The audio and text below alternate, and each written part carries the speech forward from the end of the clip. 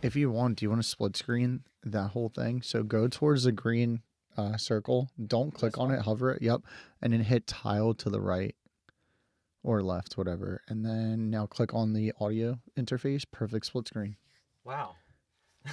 Cool, right? Yo, A little bit of Apple knowledge. Are Josh, we we're recording right now? recording. Josh All right, cool. Irizarry up in the building, man. What's Thank going you. on, Thank you, bro? Shawnee P. Thank you for Yeah, having man. me. It's what's it like out today? Saturday, kind of cloudy, kind of rainy. Yeah, man. You called me yesterday. You were like, "Yo, how you doing?" I'm like, "Yo, podcast." You know what I Yeah, mean? no, it was awesome because we've been conversing back and forth trying to pin down a date and say hey like or lock down a date be like hey we're gonna do this but it just kind of happened. Yeah, I mean, we had something planned for April, but it's Easter weekend. And we'll be going away, so I just, it's like better to get it in while we have, the knowledge and while we have the drive of like the ideas of what we want to even discuss, because the more time that goes by, it's just like, oh yeah, we got that booked for like a few months from now, and it's just like I bet. So I'm trying to even book like everyone just within like a 1 week span, because they're like, oh, like I want to talk. Like when I had Shane Z on not too long ago, he was like, I want to talk about the song. I'm like, all right, well, let's just do that before the song even drops. You know what I mean? Try to get on that consistent path of just like being, so when, or not consistent and being relevant at the same time. You know what I mean? No, for sure. Try not to fall back behind. But so what's been going on, man? What you been up to? So before I get into that, there's actually a title for doing something kind of in the moment. It's called the law. Yeah, it's called the law of diminishing intent. Mm-hmm. So if you don't do something, your intent will diminish within time.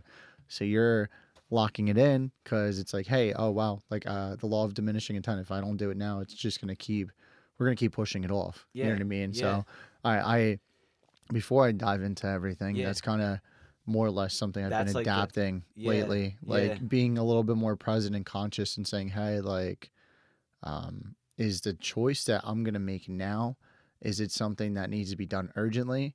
And so basically, is it priority? Like, is it priority number one? Is it two? Or can I push this like later?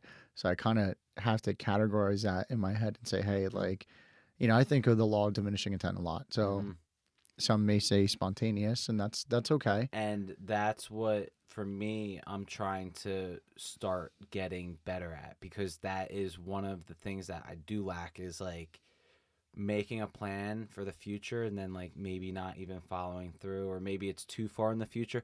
And same with like planning like a vacation. Like I Mm-hmm. get messed up about that, like, oh yeah, we have something coming up in 3 months. It's just like, well, shit, like what if I don't make it to it? You know what I mean? What if I don't get to that point, whether it's just life or whether it's just me, like, you know, bugging out or whatever. And so, yeah, that's something I'm working on, with just like making plans with people and like not bailing, and like, so for this case, I knew we had it booked. I knew we had it scheduled. And so when you just called me yesterday, I was just like, let's just get it going. Like, why wait? Yeah, I'm glad because I don't know now.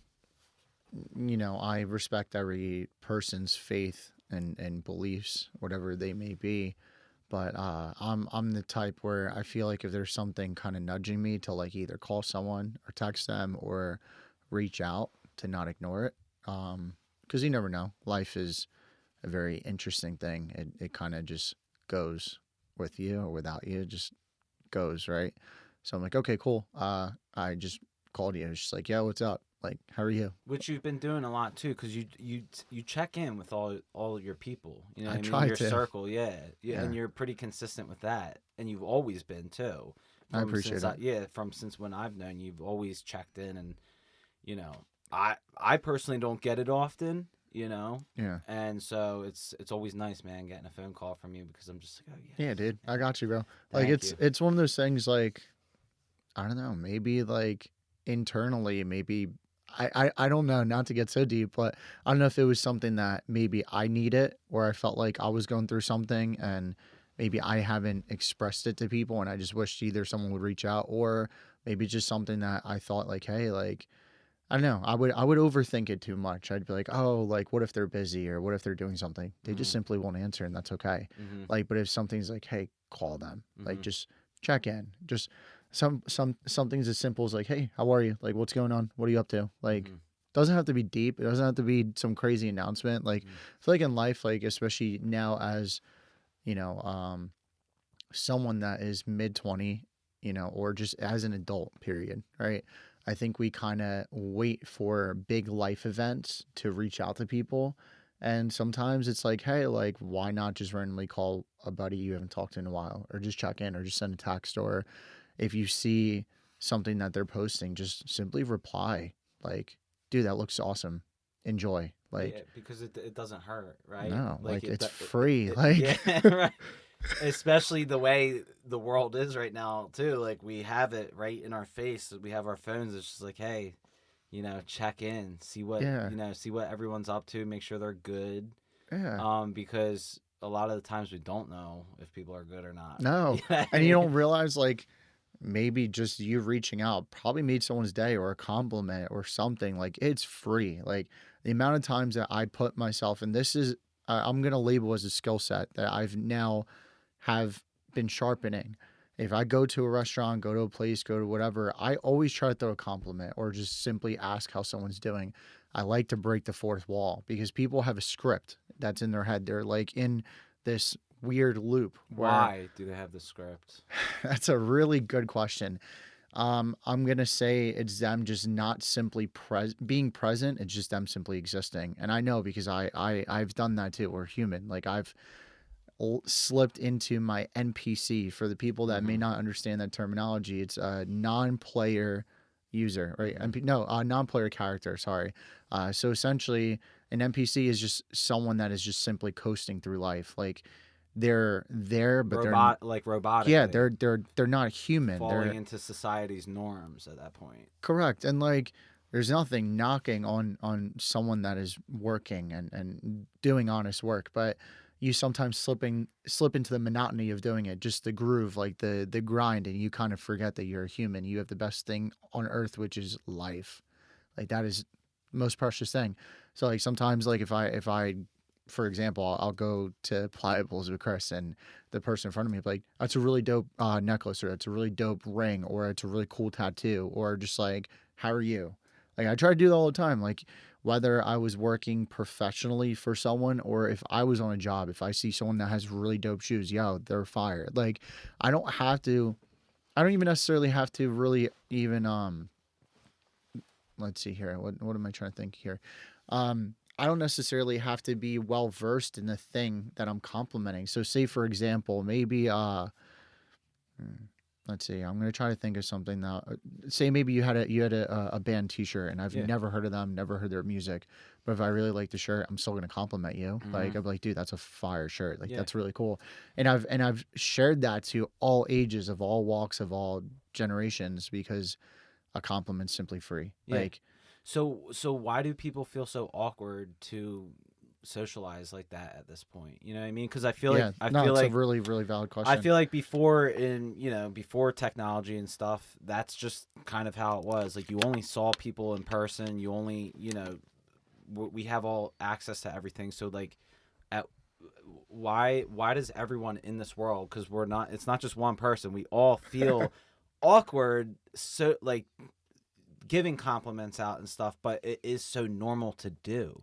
Is Yeah. it just because that the way social media has shaped everyone? Like I don't understand. I'm gonna say yes, because majority of our interactions now is through a device. Like, whether professionally it's a Zoom call, whether it's FaceTime, which, a lot of these have benefits. So I'm not diminishing any of them, but it has shaped a collective, like all of us. Like, I know you like that word collective. I agree with Yeah. that. It's good.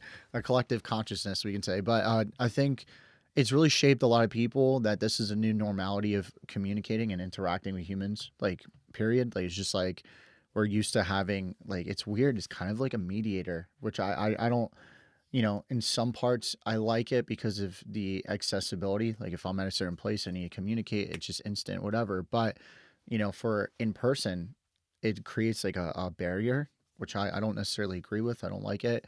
Um, I don't foresee it going away at all. But Mm-mm. I hope that some people decide to like adopt some of the older normalities of like just simply speaking to someone, giving them eye contact, being present. But now it's weird because it's not a normal thing that I just said it. I classify it as a skill set that I'm building because it's not necessarily even taught Right, anymore. right. Like even school, like they're They're on their iPads and all correct. that kind of Yep. stuff, and They're on their Chromebooks and iPads. they're not interacting the way they once did with like even like probably like a class assignment is probably like, all right, everyone grab your iPad and sign on to here and then go through the questionnaire and then relay back to your group or what and so when I think we were the last generation to literally live the life outside of the newest technology because I It's true. like when I was in high school, I'm pretty sure by the time I graduated in 2012, we were still rolling with like they came around with the cart of laptops.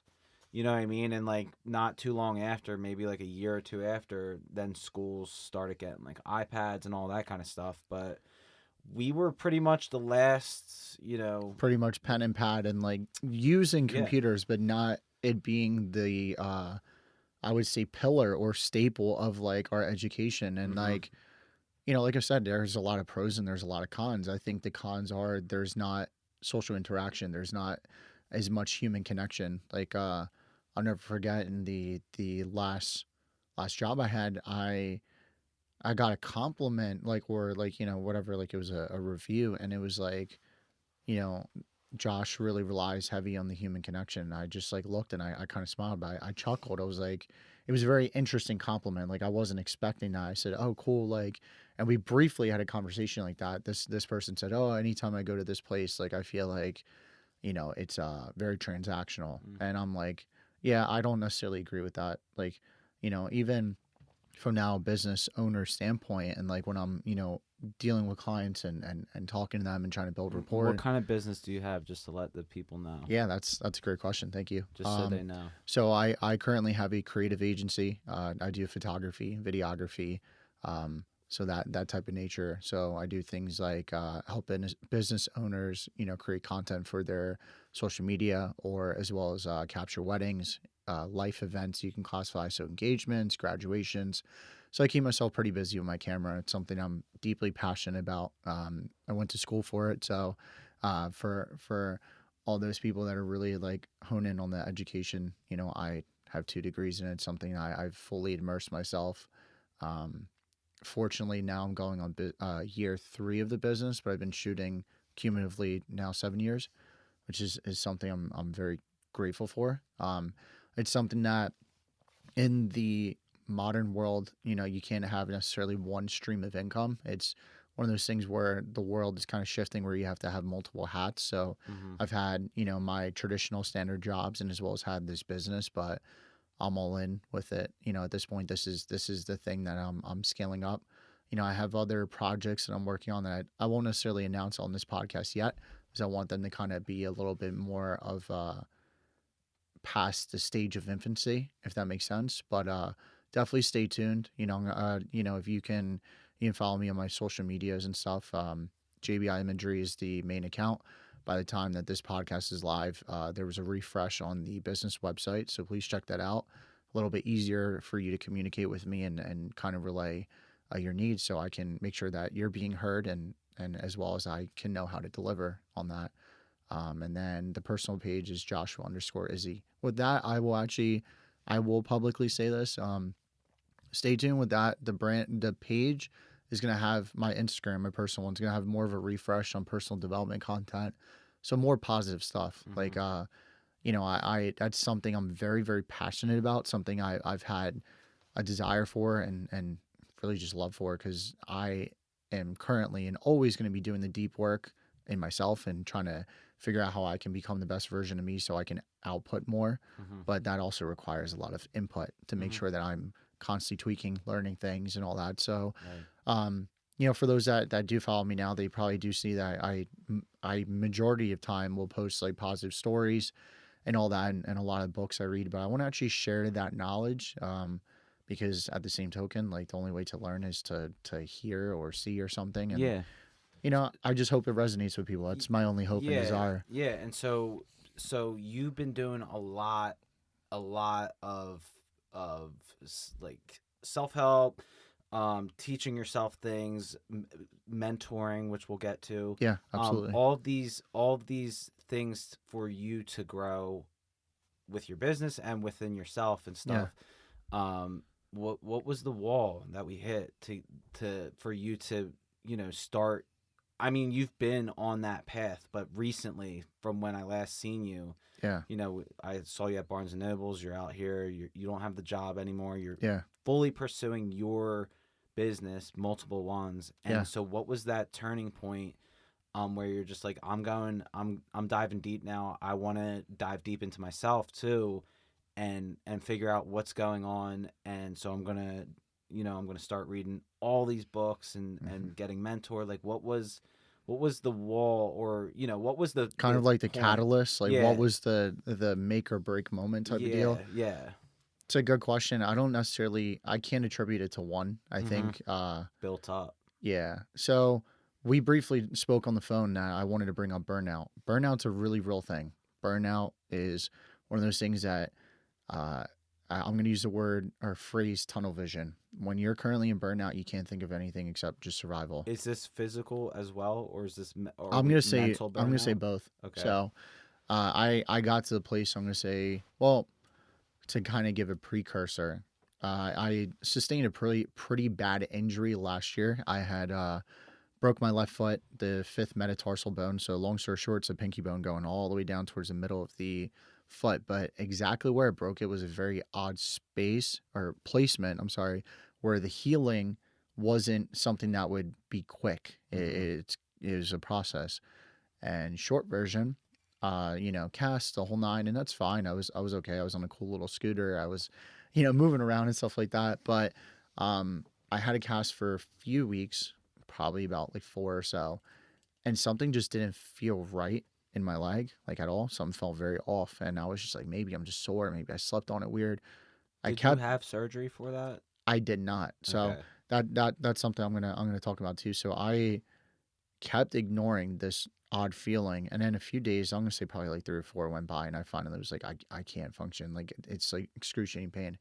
I go to the doctor that put it on. They cut it off, and they said you need to go to the hospital. You have a blood clot, and I Mm-hmm. was like, blood clot? I'm 25. Like that doesn't make any sense. Like Mm-hmm. I consider myself as someone that's relatively healthy. Mm-hmm. So go to the hospital and uh, you know, I had this book in my hand. It's called Psycho-Cybernetics by Maxwell Maltz. So that book particular short version, it's about the self-image, the way you perceive yourself, and I'll probably reference that book a few times in this podcast because that one is really meaningful to me. But I started reading it. I said, you know what? Like the only thing I'm in control of in this moment in the ER waiting is just my emotions, my temperament.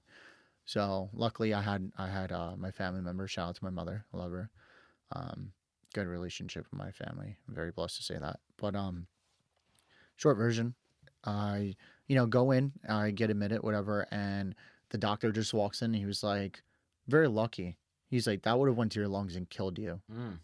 And I looked at him, was like, what the hell? Like, I was not expecting that. I don't, I, plus, granted, I don't know the severity of a blood clot, what that entails, but he was like, you Sure. waited longer, it would have went to your lungs. So you're lucky. He's like, you bought yourself to bed. And I was like, what the fuck? Like, I was not expecting that. Mm-hmm. So, that was definitely a wake up call. And then just being admitted to the hospital for, a short period of time, but enough to freak me out and be like, okay, so like life is really short. Yeah. So you have these moments, and I've had my own fair share of life scares, near death experiences. That's probably third one, but that one was probably one of the deeper ones because I'm like, this one was pretty much out of my control. I there was no way of like it just happened, and it would have happened pretty quick if I would have waited. Mm-hmm. Um, so that was one of them, and I think just overall like how much of an injury can really hurt your mental health. Um, or at least at the same token though, it was on me because I allowed it to kind of take control of me and like my mental well-being. So I felt very burned out from that. And then, kind of going and easing my way back into like the normality of a traditional 9 to 5, working 8 hour shifts, whatever on my foot that was still healing and all that.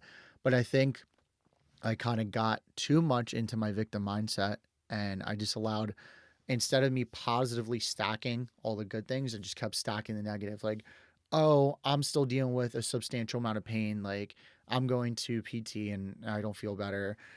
I feel unhealthy. I let myself go because I wasn't going to the gym as much because I was injured. Well, pardon me. I was only going a few times as much as I could. And I just kept stacking them, right? I just kept basically fueling the negative thoughts and Mhm. over and over and over to the point where I felt burned out from the injury. I guess the job that, as much as I enjoyed, I started to not enjoy because I just wasn't right. And I was also not opening up as much as I should have, like communicating with my circle of people, Mhm. and which is unfortunate because they're there to help you, like. Mhm. And I mean, at least like the good people. If you don't have those good people around you, definitely put out more good in the world, and you're gonna attract those people. Or there's definitely ways to influence the relationships around you, but if you have good people around you, lean into them. Yeah. Something I just didn't necessarily do as much. Right. So the injury was kind of like the I essentially I like would the say the peak, main, like the yeah, turning point where you were just yeah, like, for sure. because you had so much time to sit now, I had literally, so much literally. time to like sit and So you think. were just like you fell into your thoughts and you thought about your life and everything you have going on in your past, and For sure. as anyone would at that point when you Yeah, got to sit 100%. down as in your mid 20s adult, Yeah, right? 100%. Because when you break your wrist or hurt your foot when you're 12 years old, you're not having these things. Nah, So it just goes to show that you're kind of just forced to sit with your thoughts. I actually got to take this phone call real quick, but All right, we're gonna continue this in yeah, a minute. we're gonna keep it rolling for a sec. But hey, what's up? Okay. Uh, all right. So 6 o'clock or all right. Y- yeah, sounds good. That I was expecting it anyway, so I'm good to go. All right, see ya. All right, we're good. Sweet. Um, but yeah, man. Yeah, so I think truthfully the injury was the catalyst because it I like I said, I respect everyone's faith, but I refer to my higher consciousness as God. So I felt like God just kind of sat me down. Like I was just kind of going, not necessarily in a directionless manner, but I was just going, and I was going at it, and to the point where I felt like I could have been more intentional. So God kind of sat me down and was like, hey, like, you kind of have to reevaluate what makes you you, like what you want to deliver on the world front. Like, how Mm-hmm. do you want to impact this green and blue rock? Mm-hmm. Um, Did Go did ahead, please. did did the injury? Were you? I know you were religious before, but Yeah. did this like awakening this moment when the doctor said to you, "Hey, like you were almost, you Yeah. could Yeah. have I was, died." I was going to Did die. that Yeah. make you like become closer to the higher up, the God Yeah. that you follow in your Yeah, of religion at course. that I point? would I would say yes. I'm a believer in the sense where like your relationship with your creator or the universe, whatever, or love, God is love, right? So, um, my relationship with my creator got deeper for sure, but also my relationship with myself got deeper. Like, it's one of those things that like, yeah, I was very on the personal development and all that, and I've really enjoyed that. But I think now it was like it had a deeper layer of like, hey, like you were you were talking about all these things when you were up, when you were winning in life. Now life just kicked you until you were bloody. Like, what are you gonna do? Are all the things that you were relying on personal development wise, were you saying it to be cute, or did you actually mean that shit? I was like, cool. Like, yeah, I meant it. So like now I have to really dig deeper and kind of apply them. So I was kind of talking about burnout. So the injury definitely incited burnout. So I would say my absolute, like, I'm exhausted and can't continue going the way I was around December. Um, I think it was a culmination of like the year finally took its toll on me. I guess going and reporting to like my normal traditional 9 to 5, which, by the way, my 9 to 5 was not bad. I really enjoyed it. I very much enjoyed it. But I think it was just having to show up all the time for other people and not taking care of me was really showing. And there was a saying I recently heard. It's never a business problem. It's a personal problem showing up in your business. And Hmm. I was like, wow. I was like, okay. I said, I got it. Yeah. So, yeah. And as much as I want to counter argue, yeah, but this logistic and blah, blah, blah. Sure. Logistics are a real part. It's part of business. But like, majority of the time, it's the problems that are your personal problems are showing up. And like, and even like the way you handle the logistical problems is a personal problem. Like, if your problem solving skills or your attitude is not, one that is going to be a little bit more calm and analytical, and you just freak out, like, say speakers weren't working, you knock them things over, like, that's not going to help you. Like, Sure. so you kind of have to be in this moment, like, damn, this sucks, but I got to figure out a solution. So being a little bit more focused on the solution versus the problem is something I've been truly working on too. Like, something that my normal job, which, by the way, I do encourage everyone to have a traditional job, like a 9 to 5, at Me least to too. learn. Agreed. It's the best classroom in the world if you allow it to be. Like, if you noticed in this conversation, I've not dogged my job once because it wasn't a job. It was a personal thing. Is this whole thing, this whole experience of life is a very personal thing. It is your experience. Mm-hmm. Sure, you have family, you were born in this world, you had a mother, whatever, but at the same token, You can only literally feel yourself. correct. You can feel for other people and support and all that kind of stuff, and feel emotions towards people and love people, but like logistically and literally, It's your experience. It's your it's your life. life. You Yeah, feel everything, mental, physical. So it's just like we're sitting here, and it's just like I feel everything that's going on inside of me, and I know 100%. what is off Hmm. and what isn't off and what I need to change. So I feel like that's essentially the point that you got to, Yeah, which you already knew which I already knew, anyway. but it became deeper. Like, if we even want to talk about science, the neural pathways in my mind got deeper. Like, it was like, hey, like, this is real. Like, I made a decision that I need to take 100% responsibility for myself. Mm-hmm. No one's coming to save you. I'm Mm-hmm. sorry. Yeah. Like, and as much as, luckily, if you have people that you can lean on, that's great, but it's not their responsibility. Mm-hmm. They do it out of love, Mm-hmm. some out of obligation, but at the same token, like, it's your responsibility. Right. So I was talking to someone. I'm not going to even dive deep into where or whatever, Yeah. but they were telling me, they're like, well, I told this person like this is how I feel. Like, why aren't you, why aren't you Like, feeling? Yeah, understanding, why aren't like, you yeah. understanding or whatever the case?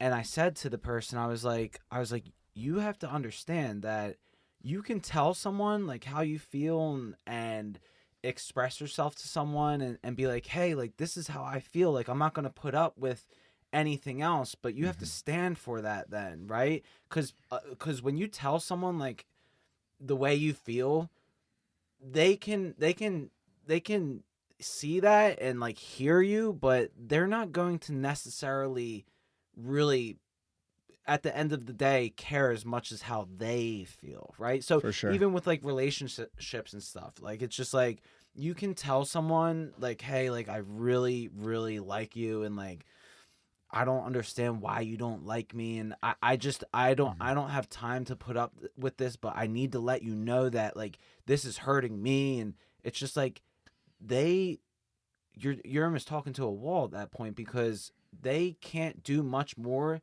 than let you know like I understand what you're saying, but this is your issue that you have to work out, because I already told you once, told you twice that in a relationship, like this isn't going to work out, or even Mhm. in a friendship, like, hey, like we're just not, we kind of fell off. And then the one person's like being persistent, and like, I just don't understand why they're not like understanding what I'm saying. And Mhm. it's just like, because they feel a totally different way than you feel. You know It's what I true. mean? Like Yeah. your feelings and like mentally, physically, no one else can feel them for you, Mm-mm. you know? So what I've been learning is exactly that, is everything that I have inside of me and the way I express myself to others, they might not interpret it the same way that I'm trying to project it. And a lot of the times, it happens like with my music and all that kind of stuff, but that's like a whole art form anyway, so it's okay if it's Yeah, it's misinterpreted. subjective for sure. Because with that being said, you'll make a song or you'll take a photo, right? Hmm. And someone will look at it and be like, well, I see this in the photo. And like, well, I took this photo because I was looking at this. So it's all about how people Perceive things. perceive things Yeah. and stuff. And so, like you said, like you can only really feel what you're feeling, A hundred So percent. I think that's just a good point to talk about in terms of just, overall well-being and health and stuff, is that you have to stay on that track of, for you, like with your knee, it was a tough summer, Yeah. and you had to really hone into yourself and feel yourself, because only you were going to be able to literally heal yourself mentally, physically A at that hundred point. percent. It was my And responsibility. I that's when you mean, dove in. yeah, I mean, I think that was like a real catalyst of like I have no other choice but to take care of myself. Like, there's a really good book called Think Grow Rich. It's like one of the classic literatures in regards to like personal development. It's like the grandfather of all books. This is the second highest selling book to the Bible, which is kind of crazy. But in Think Grow Rich, there's a little parable where there was a general who he had, I would say just like maybe like 200, 300 men, like not an extensive amount of an army. And he's going against thousands. And he looks at one of his commanders and he says, burn the boats. And they literally burned the boats of retreat. And he looks at his soldiers. He said, we have two choices. We're either going to die on this hill or we're going to be able to win and go home. And you burn the boats. You burn the option to retreat back. So in that moment, I Wow, had that's to. pretty deep. It was it.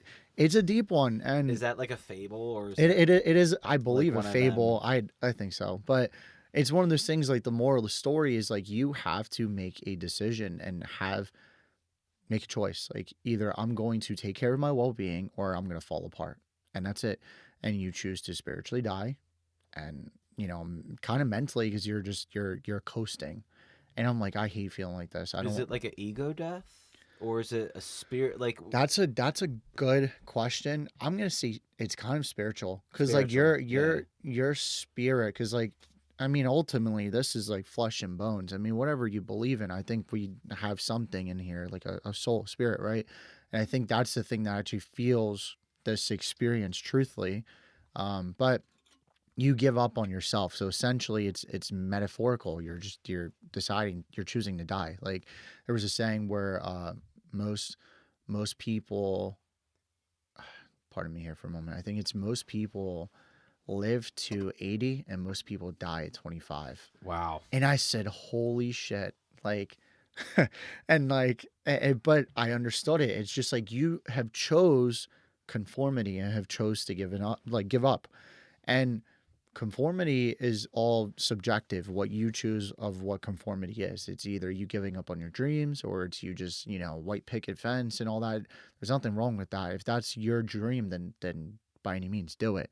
Everyone's internalization of their dream is 100% different, but it's you giving up on yourself, whether it's your development, you learning, you pushing yourself, even if it's even pushing yourself in your career, going for the promotion or speaking up in that meeting or having the courage to ask your bosses or superiors a question. Like I know people that were very rattled and would have anxiety, but like what if they don't agree? What if they don't listen? Like you got to shoot your shot. Like there's no, like if not, you're going to live with the regret. Mm-hmm. Regret weighs tons. Mm-hmm. Like no, don't do it. Like, and luckily I'm at this place too. And, I always say this analogy. I felt like Rocky at the end of Rocky 4, man. He was beaten to bloody hell. Yeah. And he's still standing there like, go ahead, bring it on. Like, he's like, I got it. I got more in the tank. Like, Mm-hmm. but it's true though. It's just you have to keep going, and not every day is gonna be perfect. Like, that's something too. Like, you're gonna have to sometimes nurture yourself and baby yourself out of bed just to go to your job or do the thing you're supposed to. But like, who the hell else is supposed to do that for you? You have to do it. Mm-hmm. And also being kinder to yourself. So there's a book called it's kind of a controversial book, not in the sense of like race or politically, but it kind of going against social normalities in the sense of like giving up on your dreams and kind of just like the Matrix, whatever you want to call it. But there was one thing, it's called Unscripted by MJ DeMarco. He has a lot of good business books, basically entrepreneurship and all that. But there was one thing good about it that I really took away is ask yourself daily this question: is your mind a friend or a foe? Just straight up. Is your mind being a friend or is it being an enemy? And I have to ask myself that often. I'm like, all right, like, is this negative self talk constructive? Like, is there something of it that I can at least take away in a positive light, or is it just my mind being an ass? Like, is it not, is it being debilitating, right? So I had a lot of time to self reflect and think, too, in regards to like kind of keeping my emotions at bay too. I started really adopting the belief of stoicism. So stoicism nowadays has a negative connotation because basically it says for you to be emotionless. It's far from the truth. The Stoics were very introspective. They would think before they would act. Mm-hmm. So they would ask themselves the deeper questions. Most of the time they just thought. They would journal. So the really famous Stoic was Marcus Aurelius. He was a general in the Roman Empire, or I'm sorry, he was the emperor or something like that. He was high royalty, right?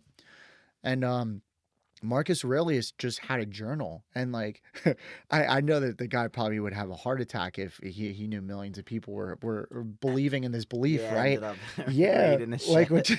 what it's his diary, right? Uh, but what was Shit. I know she is right. They're exposing himself, Yeah, straight up. but he was at a place where he's so emotionally vulnerable with himself that he would have the ability to actually critically think because he poured it all out. And I think that's something that's super important. I mean, I do believe that everyone in some form of a way needs to do self-help. It doesn't have to be necessarily the books. I recommend it because you're learning from others' experiences. You don't necessarily have to deal with all the BS they did, which is a benefit. Why would you want to waste time and kind of keep knocking your head around? Some people learn from pain, so Mm-hmm. to each his own, right? Mm-hmm. But if not, journal. Like, oh, like I don't want to write and I journal. That's stupid. No, don't think about it like that.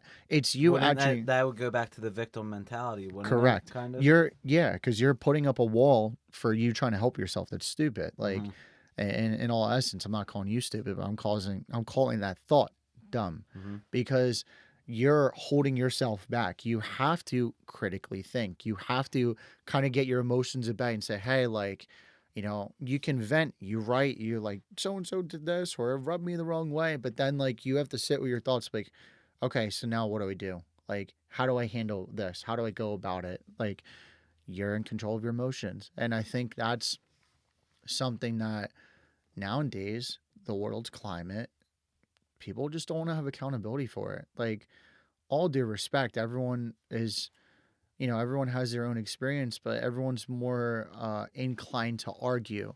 Well, you didn't do this for me, and I said it's going to be this way, and it's very like, I don't know. It's you're not taking accountability in a way. Like, you're just blaming. You're pointing the finger, and I think Mm-hmm. that's where a large majority of our issues in the world are coming from. Mm-hmm. Like, you have to kind of look inwards and be like, okay, blah blah blah blah blah. This is how I'm internalizing it now. I can actually convey my feelings in a little bit more of a controlled manner, if that Mm-hmm. makes sense. Like, Mm-hmm. I, long story short, journal or self reflect, even meditating or just going in a quiet place. The Mm-hmm. amount of times I've gone to the gym for like 2, 3, 4 hours. People are like, why the hell are you there so long? Because I'm just thinking. Yeah. Like, it's a You're space. practicing something Yeah. that's deeper than just Mindfulness, yeah, being it's still. deeper than physical at that Yeah. point. You're just being there and existing in this space and thinking and Hmm. observing and figuring out what's in you and what needs to get out Correct. through that medium. You 100%. know? And like, sometimes, people say, oh, the self-help stuff is so selfish. You're being selfish. No, you're being selfless. And I'll tell you why. Because if you don't help yourself. If you want one of these, by the way, you can. Yeah, I'll crack one Yeah. open. Is it a twist off or is it a bottle They're opener? twist offs. You might need a shirt. I needed a shirt because my palms are sweaty, knees weak, arms, There it is. There's the bars. What I was sharing is it's not selfish to take care of yourself. It's selfless, and I'll tell you why. The reason being is you can actually output more towards the people you actually care about. Mm-hmm. You can output more in your business or your work or all of that. But if you don't take care of yourself, you're now kind of recruiting other people to help your victim ass get up. I'm sorry. I'm going to be a little bit harsh, but it's just the truth, right? Mm-hmm. And it kind of feels crappy when there's when people look at you and you're not being your best self. And it's something I had to really like tussle with. And it's not even necessarily the people. Then maybe scratch the people looking at you. It's how you look at yourself. If you have a hard time looking at yourself in the mirror, it's rough. Mm-hmm. And I've been there. By the way, all this stuff I'm sharing with everyone, I am not being judgmental towards anyone in any way. I'm just sharing like my thoughts, my internalizations of things that I've had going through. As you saw, the precursor to this, because we live in a world where short form content's only going to get a little segment, right? Yeah. But what I want to share with you, anytime I'm relating to this, it's all coming from the bottom of my heart. It's just like, hey, like I've dealt with my fair share of pain and hardships, and Right. mental hardships where I've not been kind to myself. And so I just encourage you, if you're going through shit and hardships, look inwards, try to help yourself, do the things that make you feel good and make you feel right, because ultimately that's the only person that can truly do that. Yeah. You know what I mean? And the best way to go about that is to just check things off the list of like go down and be like, and maybe start from something broad, right? Like, okay, I don't feel good. Why don't I feel like ask yourself You can questions, yeah, right? absolutely. Like that's a really good point. Like you could kind of have a mental checklist. You can say, hey, like, am I in physical pain? Like, is my body hurting and is that altering my mood?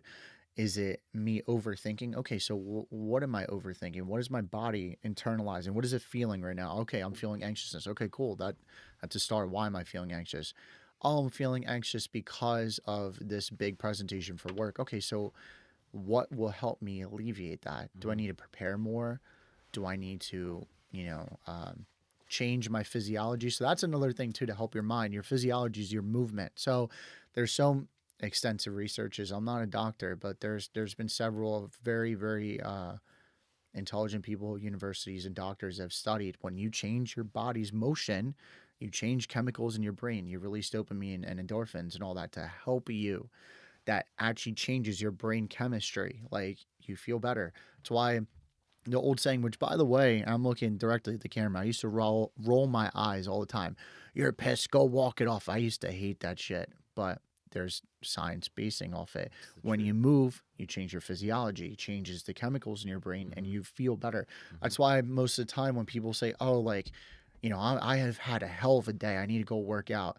And when they work out, they tend to feel a lot better. They feel much more calm and they feel clear because they're changing their physiology. They're moving. They're changing what their body's feeling. So, kind of to your point, checking their checklist to say, hey, like, what is it that can help me get to a better place? Like, that's all it's about. And sometimes it's babying and you have to kind of go through emotions. You can go from super pissed to moderately angry, feeling a little anxious to back to feeling calmer. Like, there's steps, but you yourself have to go through that. You know what I mean? You have to take the responsibility of trying to walk through that and baby yourself, or just kind of go through that checklist, like you were saying. And so you're doing all these things, you're checking these things off, Yeah. trying to do it yourself. At what point does the mentor come in, right? That's a really good question. Right. So that's a great question. So the mentor, that's And that's a someone, yeah, mentor can be a therapist. It could be a gym trainer. A correct. mentor can Yeah. be all these different Yeah, things. it's someone that you are checking with in a pretty consistent basis for accountability or even advice and bouncing off ideas. Pardon me for a second. So, I'm someone that considers themselves to have a few different mentors. I have one that is purely personal development and business, which I'm grateful for. This gentleman's very kind-hearted, very well versed. He has successful businesses, has his own coaching one, and all that. But long story short, he's someone that you know I'm kind of uncovering deeper, like not only what I'm trying to work on in myself internally and trying to know thyself, know me, right? And as well as know like how I can kind of adjust the business and like take all the cool and deep work that I'm doing for myself and how can I now output it for the business. Like, you know, getting a little bit more clarity. I think that's probably the strongest word I'm going to emphasize in me speaking right now is it helps you find more clarity. That's super important because if you don't have a clear direction, you don't know, you start having analysis paralysis where you're stuck overthinking. You're like, I don't know what direction to go. There's left, right, up and down. You're freaking out. And I think a lot of my internal struggle was that we're in the beautiful age where there's, you hop on Google and that's it. You get an answer at your fingertips. But the also, Sometimes they're sketchy answers. you're not wrong. Check your sources, You're right? dying. Fuck. I know. You're like, but we live in this age where you have information, Yeah. but like sometimes it's information overload and you're like, I don't know what decision to make. There's drop shipping, there's entrepreneurship, there's Amazon, there's all these different ways to make money and I don't know what to do. And it becomes kind of in a way analysis paralysis. It becomes debilitating. But I think the mentor kind of helps you uncover what is it that you're actually looking for. Mhm. Whether it's a trusted family member, like I one of my uncles, or actually honestly I'll say both of them, both of my uncles I consider them as mentors. Mhm. Both of them have their strong suits, both of them have shared their experiences with failure, which has helped me learn as well. So it can be a Mhm. trusted family member, it can Yeah. even be a friend. Yeah. And because I wanted to mention, and you just did though, Yeah. like if you do want to seek like a mentor, um, like Josh just said, like it doesn't have to be. You don't have to pay for it. Like you could literally find a friend and ask them to even, hey, like, I'm looking for someone to just give me some advice. Even Yeah. it could Some be as simple advice, as that. some accountability. I've had many of mentors over the years in my music situation. Yeah. Since it's brought up, and it changed me in ways that I never would have known if I'd never, like I would have never known better. You don't know what you don't You know. just don't. Yeah, exactly. So, It's true. for example, shout out Keith Science, and I've probably brought him up a few times in the podcast with Shane that we've done, the past two of them. But he came into my life, and I never even met him physically. We were just No way. yeah, That's we pretty were just awesome. phone call. He was only in New Jersey, but he was older, So I was 20, he was 40. We were 20 years apart, and he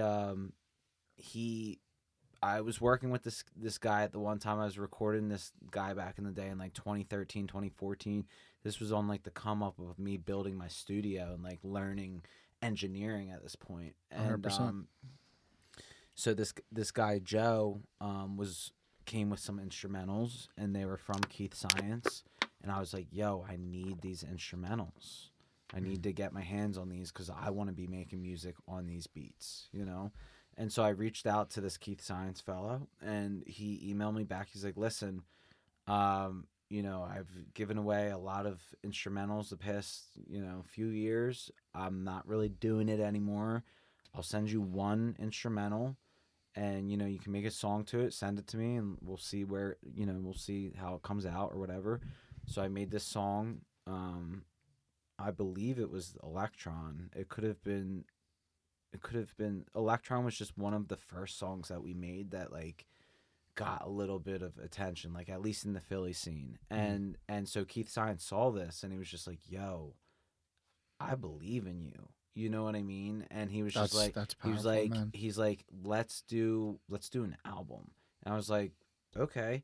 So here, all of a sudden, I have now this guy wasn't producing on computers. He was producing on like analog, like all the old school stuff. Like Wow.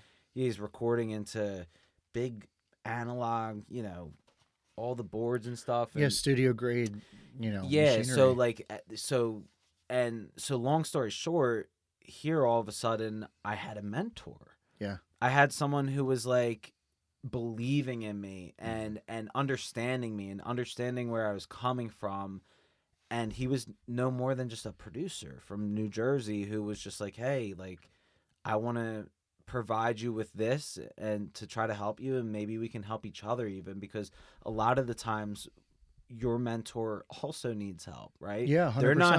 They're not just great, Yeah. they're also being mentored, right? So Yeah. you're kind of servicing each other in a productive way to the point where you both benefit something out of it. And that's how I look at therapy too. Is Yeah, you're man. going and they're learning to become a better therapist while you learning more about yourself. I think you nailed it. I 100% agree. I think a mentorship, and when you're learning from someone, life is a mirror. Like you're learning about yourself, whether it's your delivery on how you help someone or a piece of information that they provided that you had no idea about. So like, I'm glad you said that because I think when people hear a mentor, they sometimes might have kind of a jaded perspective on it. They're like, why the hell do I need a mentor? Like, I don't need to be around someone that's better than me, whatever. But it's not necessarily true. Like, Mm-hmm. they may have some level of expertise and that you want to learn from, Mm-hmm. but the best mentors are always a student. Like, you're going to be a student the rest of your life. And that's a beautiful thing. You're a learner. Like, you should actually adopt that because you don't want to be stuck in life. You want to constantly evolve and learn and, get new perspectives. And, I kind of understand that some people have some pillar beliefs, right? Oh, pardon me here. Pillar beliefs, right? That they're really keen on. And I think that's beautiful. But also having an open mind and willing to learn and adapt some of those beliefs, I think is super important because then you could also reach more people. Right. Like you can connect with different people. You don't necessarily have to have a platform to reach the people, but maybe it's just in your daily life. Like whether you meet someone that is a different religion or a different race or just different culture of you or a different profession, right? Sure. But maybe you can learn and maybe you can connect with them and create a really beautiful friendship and like Exactly. it's Yeah. it's cool. Like I'm always wanting to tinker and learn and hear about things and I'm very curious now. Like I don't know if that just came from maturing internally and doing deep work or the age I'm at. I'm not sure, but I'm at the place where I'm like, I want to ask more questions than necessarily just talk. Like, Mm-hmm. I and that's something too. I think you mentioned earlier, ego death. That's a powerful thing because I feel like the ego, ego death in its sentence is pretty dramatic. I think the ego can serve a certain purpose. Like if you are proud of your work, it's not even necessarily ego. It's just having self respect and self esteem, right? But having the ability to also humble yourself and kind of listen sometimes more than you speak is something important because I think most people, and I'm only going to speak from my experience myself, throughout the years, I would speak so much because I wanted to be heard. I wanted to look smart, or you get what I mean, right? Sure. I was just talking, and granted, if you have a gift or like to speak, then sure, I'm not telling you to shut yourself down. That's not what I'm saying. But you kind of have to evolve and be like, hey, like when do I feel like it's a good spot to speak and when is it a Mm-hmm. good spot to listen? You Mm-hmm. know what I mean? Sure. There's an old saying, God gave you 2 ears and one mouth, right? Mm-hmm. Well, use it proportionately. I always would laugh, but it's kind of true. Like sometimes you kind of have to listen and just observe and learn. Mm-hmm. And then even by doing that, now I have the ability to ask better questions or Right. respond a little bit more, I would say informed. Like if you're trying to express yourself, I'm going to listen a little bit more so I can try to understand you a little bit better, or like have a better answer for you. You know what I mean? Sure. Or Yeah. just even maybe just communicate, and maybe I don't have the answers, but say, hey, like, I'm here with you. I'm listening. Right. I can understand where you're coming from. Right. You know what I mean? Consciousness, presence. Yeah, You know, you're just 100%. being there in that moment and absorbing, you know, what you're relaying back and forth. And 100%. I think that's a good thing, man. I think mentoring is 100%, and therapy too. Don't be afraid to go out there. I did it back in the fall time, 100%. and I only went to a few sessions, and I would love to still go to more. It was just a weird situation. I was in a weird transitional with the money and the payment, and then the insurance, and blah blah blah blah blah. But that's not an excuse to go get therapy. Like Josh said, you can talk to a friend. You can be mentored by you essentially your parents, or It's just whoever opening your up and expressing, yeah, like, whoever what your you guardian need. might be, or whoever you have in your circle essentially could be someone who mentors you without you even realizing. Right? 100%. I think a Absolutely. lot of our friends and growing up, like, you bounced off of each other, and I think mentoring as a broad word is just guidance and just learning off of other people. I think that's what it is, right? Like, what's the 100%. definition of a mentor? Like Yeah, a exactly. guider, you know, Yeah, a like, friend who guides you. I think that's what absolutely. mentoring is. But this is a good point to just take a break. I'm going to take a piss, and then we'll get back to it. 100%. I'm going to See keep you the folks audio soon. rolling, but I'll just hit this off. How are you feeling, man? I'm good, man. You know, I got called into work, you know. Oh, did I you? think yeah, that's what Was that what that phone call yeah, was? yeah. No way. Yeah, which I already knew. I knew I was going in. We got to line the softball field tomorrow because they have a game coming up. Were you previously off tomorrow? Is that what happened? Or No, I already knew I had to go in, but it wasn't like 100% confirmed. So like in my got head, it. I was like, I got to work Sunday, but that was the confirmation. Like, yes, tomorrow we got to do it, and it's all good. I'm getting overtime, so Pretty I'll be, solid. yeah, and I'll be done by, you know, I gotta be there. I be there at 6, I but love this. yeah, be there at 6, but it's like it's not a normal work day. But yeah, I'm gonna be there at 6, and then we'll be out there by at least 10 o'clock. We just gotta line the field, and then I'm gonna be up in Newtown, so I might like. Yeah, let me know. I We might grab we like might catch a vibe. yeah, like a brunch, you know. What? Oh, so you're gonna be at work tomorrow? If you go to Iron Hill, I am. their brunch Do they have is, brunch? yes. So they I have was talking to my dad. I'm they like, have you should come up. chicken and waffles, and they give you like this spicy sauce to put on the chicken. Really? Bro, it's really really fucking good. See, Solid. I'm Solid. about to get that tomorrow. Yo, Like, dude, Sean. I'm gonna be up there. It's gonna be 10 in the morning. It's a rare case to be in Newtown at 10 a.m. not working, so I'll Yeah. be getting out at that point, and then Dude, go enjoy it because it is really solid. Um, pardon me here. But yeah, dude, their brunch is solid. yeah. I was like, whoa, like, I kept seeing the advertisement. I was like, what's the hype? And The it was good. only time I had in Texas, in Dallas, we had I gotta go to chicken. Dallas. Yeah, we had chicken and waffles.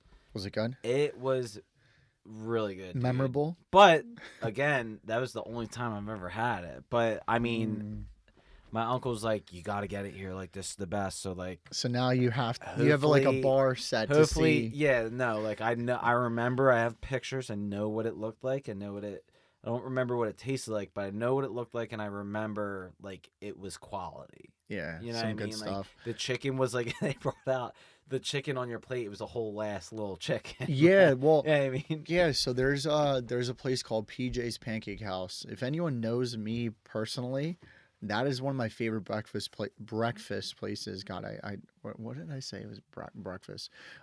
Breakfast places. It's one of my favorites. They have some of the best pancakes. They're literally, for the viewers on the camera, it's like this big. Like they're massive pancakes. They're like the size yeah, of someone's face, maybe yeah, bigger, right? And they give you a nice little stack of them. yeah.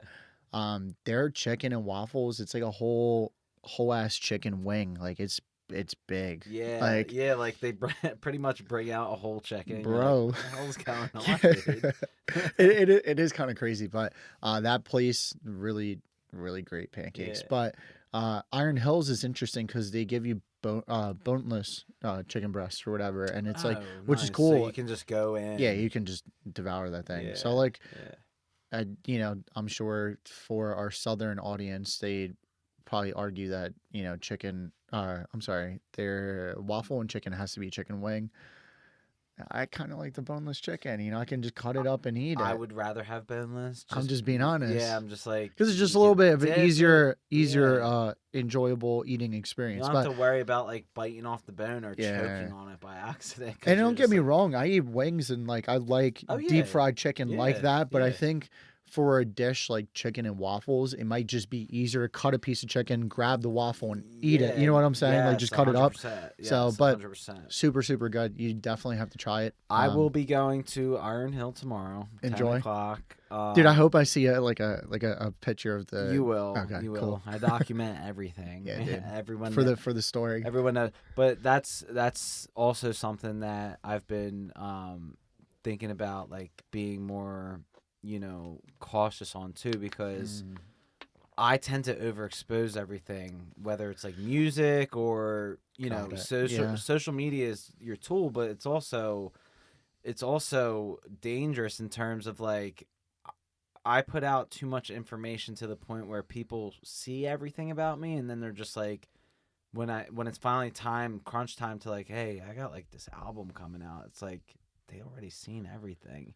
They're like, yeah, I don't care. You know what I mean? So that's I, where under, that's I where I'm understand. Like, where struggling. do you ride the line of Yeah, like like keeping your life yeah, private like and what? also Yeah, like social? what is the line that you have to ride at this point? And that's what I feel like we're all trying to figure out, especially with you with your business, and Yeah. since you're kind of not rebranding or anything, but kind of just In a way, I am. starting Yeah, up again and stuff. Like it's for just sure. like, how has your how have you been getting inquiries and stuff? And has it been slow to start, or you know? That's a good question. Most of them is actually through Instagram. So like, I heard this the other day on some random podcast. I can't give them credit as much as I would love to because I just don't recall where I heard it. But um, Instagram's your resume. Like Hmm. it's literally your resume. Like that's your life. Like now your social media presence in quotations, mostly Instagram, is like gonna have a stronger value than necessarily just a piece of paper of experience because people are gonna kind of see the backlog, whether it's photos that you've shared, your stories or highlights, things like that, and especially from business or a personal brand standpoint. Yes, that definitely applies to those two really specifically. So, you asked like where do I get the most engagements? Mostly Instagram. So, through inquiries, mostly either DM or luckily I'm very fortunate. So thank you all the people that have recommended me. I can't appreciate as much gratitude as I can't because I have tremendous amount of gratitude for you. And, words can't really place it. So thank you so much. For those people word of mouth that have spread Hmm. my business, thank you. That's where a lot of that has come from, and that's good. That's kind of a old school principle, like where you know, like even we just talked about chicken and waffles. Like Hmm. I said it. I was like, it's so good. And You word know, and for everyone out there watching, if you're younger, word of mouth typically happens when you put in the effort already and people see that a you're hundred percent. you're a good worker.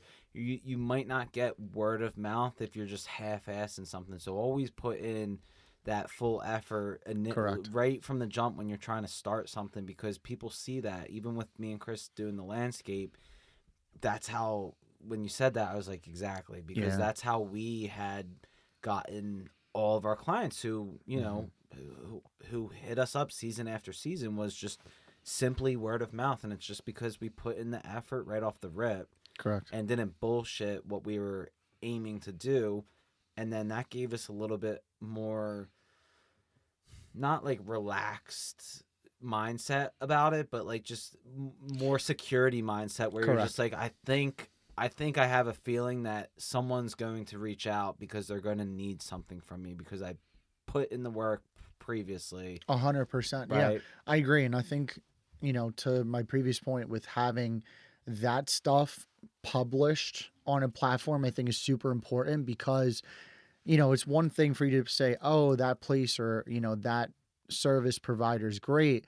And then for you to experience them for the first time, it's super important, whether it's their social media or how they communicate and all that is very, very important. You know what I mean? So that's something that as a human, as a business owner, I'm going to do everything I possibly can to, go above and beyond with my effort and delivery and all that. But, sometimes we're human and, mistakes and things happen, but that's not to discourage. I'm bringing that up because to our younger audience or anyone else that is tuning in, this isn't to discourage you. You don't have to be perfect as a business owner. Yeah.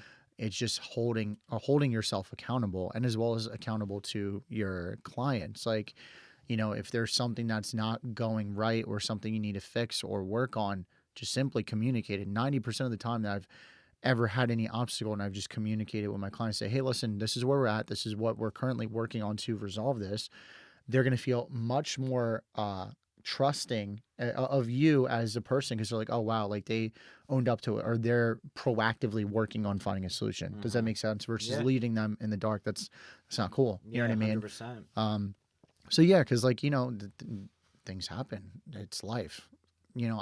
Shit happens. That's what it is. Like things kind of, obstacles are designed to kind of help you refine the process of your business and just your life, you know? So, but yeah, dude, I'm mostly word of mouth, to kind of go back to, the question. So word of mouth has been really, really helpful, especially Instagram. I know I mentioned it earlier in this podcast, but I've placed a lot of effort also into refining the website. The reason being, I know website kind of nowadays seems a little bit more archaic, right? Yeah, right. But I think Instagram, I can post as much as I want, and I think that's great. But what's nice is with a website, I can organize it a little bit more intentionally. Because Instagram, it's a little bit chaotic with the feed. Of course, you have the ability to pin certain things, and you can highlight things in your stories. But at the same token, if I have like a place where it's a little bit more of a organized portfolio in quotations, I think that's important. You know what I mean? And with that being said, I wanted to mention earlier too, I forget what we were talking about, but I had this thought of that things repeat, like history repeats itself, right? So 100%. so clothing trends and all this kind of stuff. So with like having like a website, it's just like we're gonna see that come back. Like that's not like a lost. I don't think that's a lost art form. Yeah, for business. Like I really don't think. I think there was a bump in the road, and like everyone's like, oh, I can just get away with like Linktree and just Instagram and all this stuff. But I think professionally, having a website still, www.com, is still so important for your business. I really truly do. And depending how far you want to go with the business, because like we don't have, for our landscape, we don't have a website. We just have our Instagram and our Facebook page. And for that scenario right now, it's enough.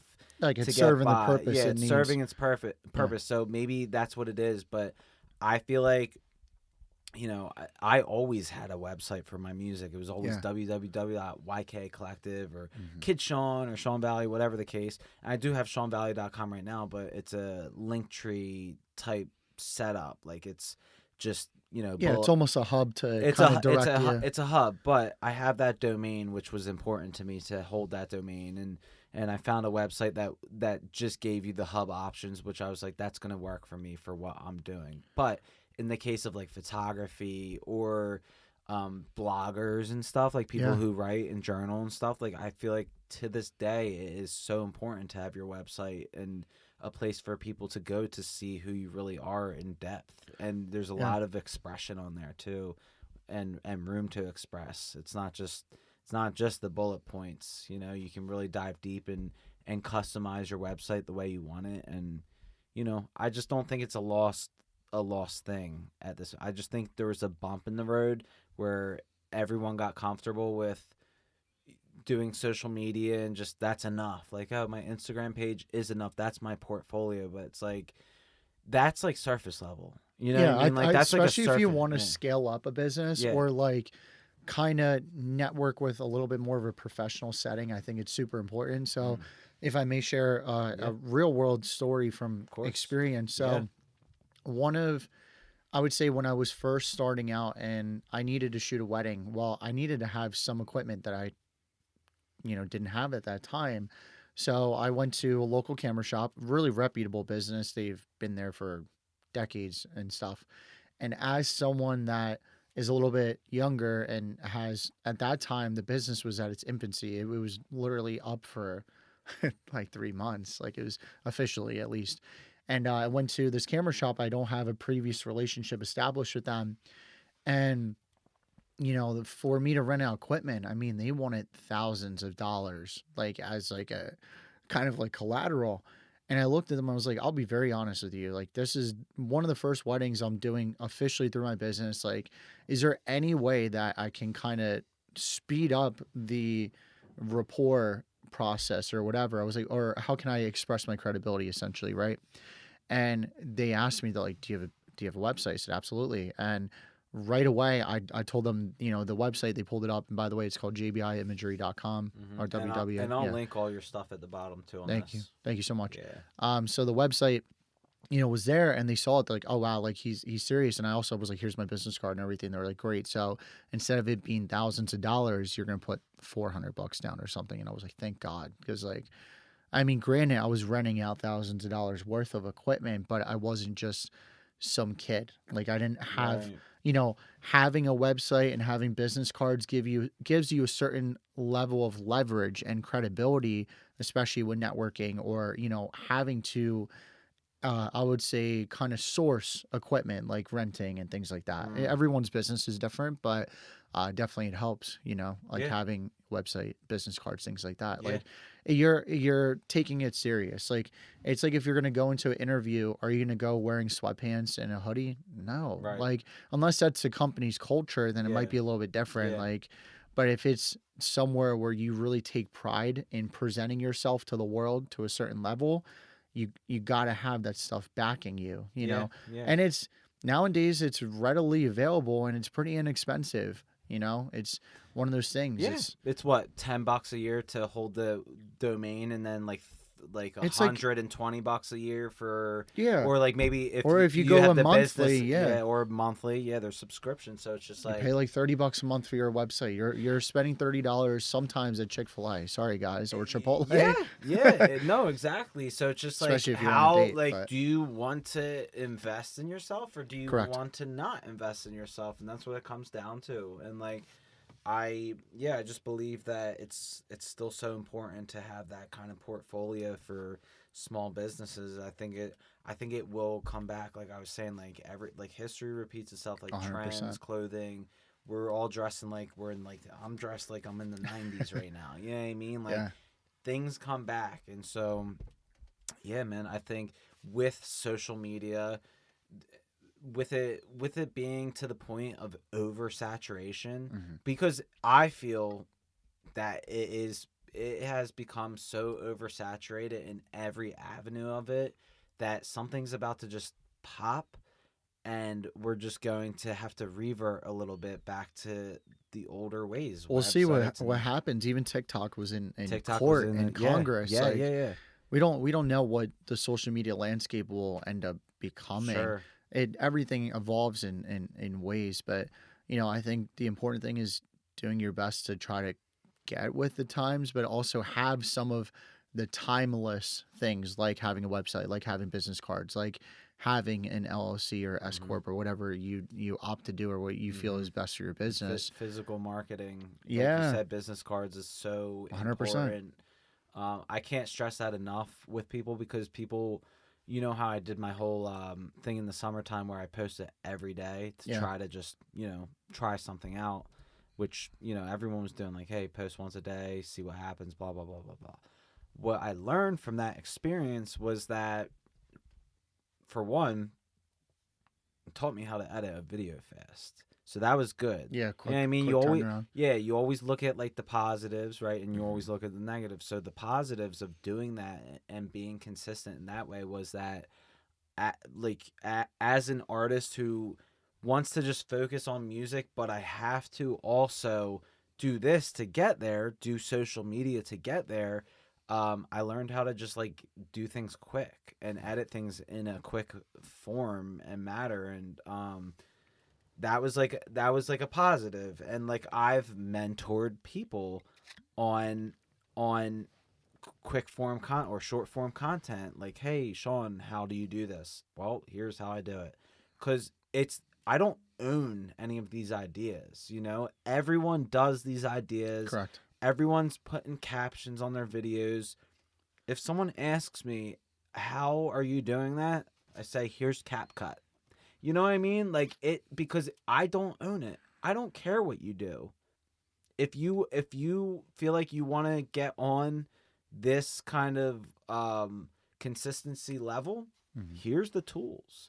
You know what I mean? Go for it and shoot your shot, because everyone has the fair game to shoot their shot. To your point, in life, right now, I can't speak for the future, but right now, it's never really necessarily a lack of resources. It's a lack of resourcefulness. Just being honest. Mm-hmm. We have internet connection. And if you don't, go to a Starbucks, go to a Panera Bread. Mm-hmm. Most places are now adopting, free Wi-Fi. Barnes & Noble was my favorite. Not brought to you by it, but hopefully soon. He's not but sponsored yet. not yet, right? But you have the ability to get access to these things. You go on YouTube, TikTok, which now still exists currently, while this is being recorded. Yeah. But there's so much information that you could get access to just learn a skill. Mm-hmm. And at the end of the day, you can create a business around it. Mm-hmm. You can promote yourself as providing the service. Like, it's how marketable you are to the marketplace. Like, what do you have to provide? And like, if you currently are sitting at home and you're like, I don't have skills, well, dude, go on the internet. Yeah, you have these learn, resources. Go learn. Like, I'll be honest. Like, I went to school. Or pick up a book, right? Correct. Or pick up a book. I know that may seem a little bit archaic, but books are still being written and pressed. 100%. And if you are not with the old school, you can listen to it on Audible. So also not brought to you by Audible, but really great, really inexpensive service. You can listen to it. And people are listening to podcasts. So, an audiobook really doesn't make much of a difference. You're just listening. And I multitask when I'm on the treadmill or when I'm in the gym. If I really want to like listen and learn, and this is the only time I can allocate for it, then I listen. You know what I mean? So just put yourself in the position to, be resourcul and figure that out. You know what I mean? And I'll be honest too, I went to school for photo and video, and I had some great teachers, and I had some that may have not been their level of expertise or their passion. They just were there for a job, and I understand that, and I didn't learn as much. But a lot of the stuff I've learned in life has been self-taught. Like, we are at the best place in time where we have the internet, we have books, we have the ability to just hop in our car and go to a Barnes & Noble. And if you really are down bad, and listen, everyone has had their hardships, you can go to a public library, and it's for the state. Like, it, you know what I mean? You go, you can get a book, read it. Free membership too. I actually just signed up in Feasterville, right there at near Copper Kettle, that one. Yeah, down that road. Yeah, it has like the glass windows and stuff. Yeah, kinda. dude. Yeah, right there. It's right behind Copper Kettle. That's a good library. They even have a private room, like, where you could sit and mastermind. You could work on business. That's what I mean. Yeah, they. Let me know if you want a productive sesh. I'm all about it. Yeah, no, for real. But like, there's these places that you can go to, and like quiet places. Yeah, man. Safe places too. Yeah, that's the thing too, and I understand that. Like, especially because of what happened 2 years ago, almost this month, where the world shut down. People are still afraid, and I can empathize and understand, but. There's some safe spots, especially because the world's a little bit crazy, but, just try to find a place you feel most comfortable. For me, it's pretty much Barnes & Noble, and the reason being, it's cafe, there's books, it's all that. It's nice, but, you find a spot that you can really feel good there, and you just lock in and be productive, you Mm-hmm. know? So Yeah. just everyone has the same 24 hours in a day. Yeah. Bill Right. Gates all the way to me, Right. you Right. know? And you'll see these guys. You'll see like Elon Musk in that picture back a year ago when he's out on that boat, and everyone's like, "Dude, what the fuck, man? He's just super pale. Dude looked like he's been inside his whole life." He probably has. Oh man, I do not envy Elon Musk. I don't want his life. You know, another cool thing that was brought up. I don't know where I heard it. It might have been on a podcast, but it was about fame, and it was about how Mm, I forget who said it. It'll come to me while I speak about it, I'm sure. But it was about how it's not everything it chalks up to be. Like, I think it was J. Cole. Actually, I think he was in an interview, and I just seen this recently. I don't know if the interview was recent, but he was just saying like, I envy people who just have average lives. Like, I envy the 9 to 5. I envy the 50, 60K mhm. year jobs. Like, I envy that because I'm so caught up in this world that I've It built for distorts a myself. reality Yeah, almost. where it's just like I envy people who have that privacy. Yeah. And I think I sent it to Shane on Instagram, and I'll send it to you too. But Yeah, like, please. it was such a like I already know that too, Mhm. and because that was an awakening that I had to have the past year or two, was just like, okay, where am I at with my music? Here was my old plans. They didn't pan out the way I wanted them to. How can I shift my mindset Mhm. to become, where I'm comfortable now? And so I was telling you yesterday on the phone, everything on the surface is fine, but it's me inside trying to still figure out that shift of where I can be comfortable with being okay with myself, with being where I'm at in terms of what I actually want to do and what I want to create on the daily, which is art and music and stuff. Like, that's what I want to do. That's what I want to spend my time on. And for most people, it's not. It's You can spend the time on it, but it's not going to be the living. Mhm. At least not yet. You know what I mean? It could, like, I also look at like Jim Carrey, like these big actors who were huge, and then he goes into the hut and just paints Paints. now. Yeah. You know what I mean? Yeah. Because he found purpose elsewhere that had nothing to do with the mainstream media. It was kind of just like, I don't want to do any of that. I just want to paint. Yeah. And Mhm. so obviously his situation is a little bit different because he made it first and then got to revert in. But like, I guess it's just about finding the time and finding the understanding of, hey, it doesn't need to be at this level to be happy with what you're creating. Like, it can be average.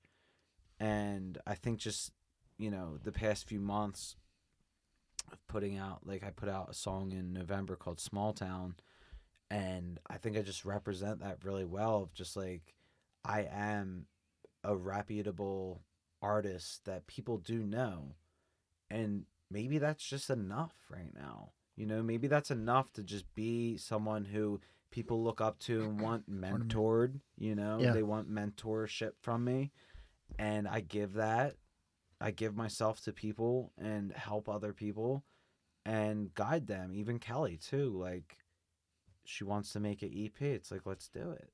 I have Yeah. everything to do it. I am a mentor Yeah. without, You find fulfillment in the current role or phase you're in at life. Like, yeah, I think I think that's so. super important. Yeah, I And think so. you know, and some people don't necessarily want average. And to what I say to them, like, from my understanding, because I'm not mega wealthy yet. It's something I want to do, Sure. but I heard You want to be comfortable. money just amplifies who you are. Right. Money is a magnifying glass. Yeah. So like, if you're kind of a not great person, it's only going to magnify that by tenfold, right? So I think to J. Cole's point too, like like when he became famous, it was probably like a fire hydrant of everything around him, and he Mm. like just life hitting him is what I mean. And I like even to him, I don't envy him. Like, I can respect it. Like, I appreciate it. I appreciate the music and all that stuff. And I think that's awesome. I don't discredit the accolades, but I don't necessarily envy him or anyone else because I don't know what that would look like if it was in my shoes. You know what I mean? Right. Like, I want certain things. Like, that's something too I'm learning. Everyone's wants and needs are utterly different. There's people that can help you along the journey. You can motivate them if they want similar things, and great. Partner up with them, help them up, whatever. But if they don't necessarily want the things that you don't want, it's okay. Like, it is okay for you to still want your needs too. And like, like I said, I won't, I plan with every intention to be someone that is affluent and wealthy, but it's not necessarily just for the accolades. I just want peace of mind. You know Right. what I mean? Yeah. And I also want to take those resources and contribute more. Right. So, but yeah, like, to each his own in a positive way. Feel what is it that you need, what you want, Mm-hmm. where your level of fulfillment comes out, whether it's mentoring for music or whether it's me just trying to connect with people in personal development or business or just having a talk like this and just being open, Right. Yeah, But for sure. I know we got to take a quick little Yeah. break, so thank you. We were already speaking, ladies Yes, and gents. We we were already were. going, but But no, we were just recapping, the episode, and we're yeah, not done, but we're getting there to that yeah, point. But absolutely. I think it was I think the things we talked about, a lot of people could take to that and really, I want the podcast to feel open. Like, I want it to feel like everyone can join in, and 100%. and for me too, a lot of it is, I want to have. I want to have a wide variety of people come on to here. You know what I mean? And so, like, you've been It's on here a important. bunch. Shane's been on here a bunch. Well, this is This like is your this is official episode. second time, I guess. But I'm Yeah. still before 10. Like, this is probably with Sean's last one that I deleted by accident. Sorry, Sean. Um, this is Oh, going to man. be about 10 episodes. And this is the point where I'm going to be now uploading these to Spotify and stuff. I was like, I want to hit Oh, 10. that's cool. But also, Chris was like, the first like 2 or 3 of them, he's like, I don't know, dude. Like, maybe you should hone in to like the ones that were more serious and start there. So I don't know where I'm gonna go with it, but it's just an idea. Everything's on YouTube, no matter what. That's It's cool. just, So it's I think what I will, backlogged. yeah, I think what I will do is clean up the feed. I think I'll start with me and Shane's interview that we did 2 months ago on No Venezi, and then I'll go from there and kind of like for Spotify and stuff, like call that episode 1. Yeah. Kind of just revamp. It's kind of like when you archive photos on Instagram where Yeah. you're like, I need to clean up the feed. Yeah. Kind of like that, because Yeah. you were Trial and error. you were Right. trying to see what you feel like Yeah. fit what you're trying to showcase. And not saying like the earlier episodes were bad or anything. It was just like I'm going for a certain niche Oh, in for the sure. podcast world where I want it to be about, self-help, small businesses. Small businesses is like my number one.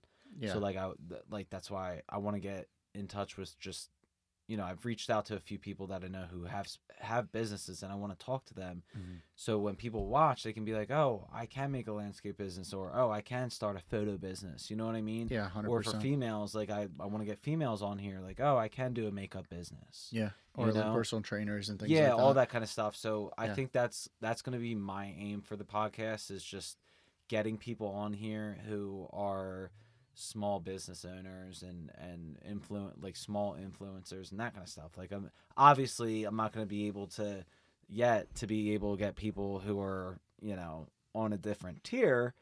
Comes with time. But I think the most important thing is to just talk with people who the community can relate to and even know too, because 100%.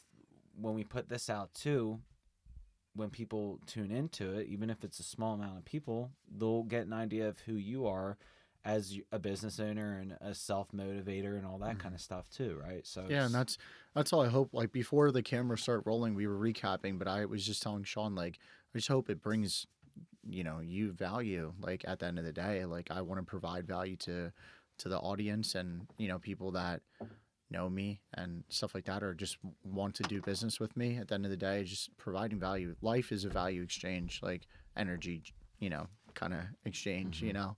But we were also speaking about mentorship, so I'm probably gonna get.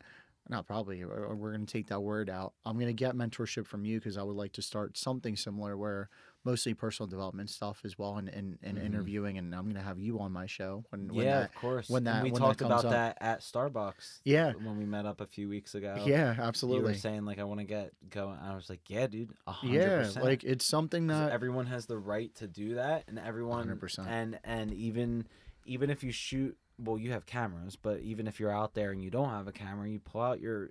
If you're watching this, you're probably watching it on a phone, so You can 100% record you can off pull your out phone. your phone. You can pull out anything and just start talking. Like I was talking to someone, and they were like, "Well, I want to do a podcast, but I don't have like microphones and stuff." I'm like, "You don't need microphones. Record it on The your amount phone." of TikTokers that have their headphones and they just Yeah, they speak into their mic like this, yeah, like yeah. they Like got it literally take what you have and use and it use it. and put yourself out. I tell Chris that too all the time because I'm always like, dude, everything that you say, you should literally just record it in front of a camera just for no reason, just to record it there. And if you feel like it, He's a wise soul. throw it up onto YouTube. I told the guy that I work with, the younger kid I work with at work too, because he's always shout out Connor. He's always saying all this stuff, and I'm just like, dude, start Yeah. saying it. Your brother has been Valuable information. he's been kind of laying into me like, why don't you record? Why don't you post? And I'm like, I'm in agreement. Like a lot of the stuff, ladies and gents, that we've been speaking about has been utter truth. Like analysis paralysis has been my what do they say when it's a diagnosis? It's my prognosis. I'm blanking the word. The prognosis. Yeah. So basically, analysis paralysis was pretty much my diagnosis, where I would overthink whether, like, because I tend to consider myself as someone that can be a perfectionist at times, where I'm like, well, I was saying a lot, or I was saying filler words, like nitpicking, right? But at the same token, though, I can't. I don't live in that frame anymore, and I'm choosing not to because it's always an active choice, and it's a daily habit not to live in that frame of mind, but doing like, and just say, hey, you know what, I'm gonna post it. If hopefully people enjoy it, hopefully they get value of it. If I get constructive feedback, that's great. Let's see if it's something that is actually constructive or if it's just people being people. Sure. You know what I mean? Yeah. So but yeah, I'm very appreciative to be on the show. I'm just happy. I hope that, like I said, I gave something, because that's what this is about. I'm not necessarily getting paid for this. Not something I really care for, like in that aspect. It's not for the monetary gain. I just want to help people. Yeah. I want to 100% me too, man. Yeah, man. It's just putting out our truest self, our truest essence. Like right now, I feel like I'm my authentic, my true self. You know what I mean? I think that's important to have moments to feel like that. You're essentially mentoring, whoever's out there. You know what I mean? Or maybe it's even myself. I think right. I think the cool thing about this episode, from what I got out of it just talking, was just about, one of the big things for me was mentoring and realizing, because in conversation I realized, I'm like, wait, everyone's a mentor to someone. 100%. Right? So that was my big takeaway from our conversation, was like, I agree. hey, you can even be your own mentor. And that's when you make that decision to pick up that book or to search something on Google. That's when you are like, well, I have nothing else. I always joke with my family. I'm like, yo, my books are my mentors. I'm like, I'm literally going to go talk to Napoleon Hill, who's been dead for 50 plus years. Like, I'm going to go talk to this author who went through these hardships. I'm going to go talk. I'm going to go have like, a sit down with them, or even Rich Dad Poor Dad. It's a really famous self-help and monetary book, like learning money, right? Yeah. I'm gonna sit down with Robert I think his last name's Kiyosaki. I'm gonna go sit down with him, like, yeah. Like I joke, but at the same token, like, you are really learning from their experiences, especially majority of them did write, or they partnered up with someone to write with them. It's their thoughts. It's it's very intimate. It's kind of crazy. Like you kind of learn like someone's mind, and you can learn from their Can I experiences. ask you something? Please, Um, I'm ready. Drum roll. This is yeah. gonna be serious. Would you ever consider, or have you even started thinking about writing your own book? I'm gonna look at the camera for dramatic effect. Give it a second. Dun, dun, dun. The answer is yes. You know, I am gonna write a book. I don't know as to when yet. I'm currently the phase I'm in right now in my life is I want to gather enough experiences to be able to share a value. Don't get me wrong, I think I probably could make a really solid book currently, but I feel I need to give or take maybe a year, two. Don't quote me on that because life changes, but I'm gonna say within the 3 to 5 year period, you are gonna see a book written by me, Yeah. 100%. Yeah. It's something that I need to do, something I want to do, and something that, like I said, this is all about providing value. I can respectfully give a damn about the monetary means of it. If I Yeah. make money off it, cool, thank you, and I Yeah. appreciate that because you need money to live. But I just want to put it out into the ether, right? Sure. So I'll definitely let you know. I probably will have you and a few other people, read it and get an honest feedback because I know that Yeah. that's part of it. But the answer to your question is yes. Yeah. So thank That's you for the good. audience because Yeah. they were Yeah. they were waiting for the Well, no, dramatic. because yeah, the whole talk, and you're very big on reading and stuff. So I was just interested because I talked to Kyle. Shout out Kyle. I love Kyle. Yeah, I talked to Kyle not too long Good guy. ago, probably back in early February or like late January, maybe like right after the New Year. Yeah, I'm gonna give Kyle a call soon. Yeah, and he called me up, or I called him. We coordinated a phone call. Sweet. I think we were just like, "Yo, let's catch up." And I presented him a book idea that I have for myself. That was gonna be my follow up as Yeah, well. yeah. So he pushed me to the point where I was just like, okay, these ideas do make sense for me. Yeah. So essentially my book that I started, me and Chris made a Google Docs page, and I started doing like bullet points and stuff because I have no idea what kind of outline to go about, and I know it's like it's not going to be necessary. It's going to be a mix between it's going to be lightly hitting on self-help, but it's mostly going to be like Are a you think a story. biography? Yeah, like a Or biography yeah, with a little bit of self-help in there. So it's not a book where there's an ending where it finishes. It's an open-ending book. yeah, I agree. And so it's just going to be about my journey of coming up when I came up with the music and finding my mentors and how I was guided along and what I thought success was at that time and how my mind changed over the years and how I had to force Yeah. myself to change because things weren't happening the way that you thought they were supposed to. And so that's what my book's going to be about, and it's just going to be about the dreamers. So it's going to be like some La La Land shit where it's just like, but it's nonfiction, obviously. It's Yeah, about me. for sure.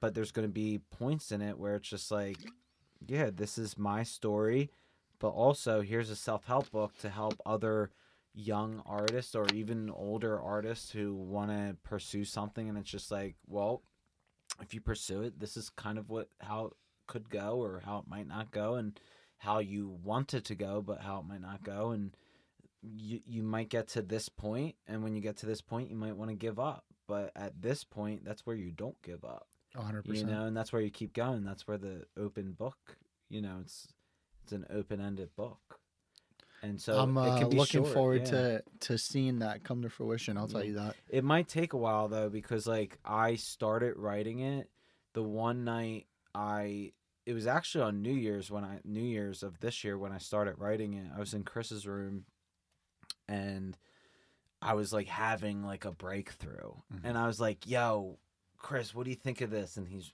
sitting there fucking Snapchatting.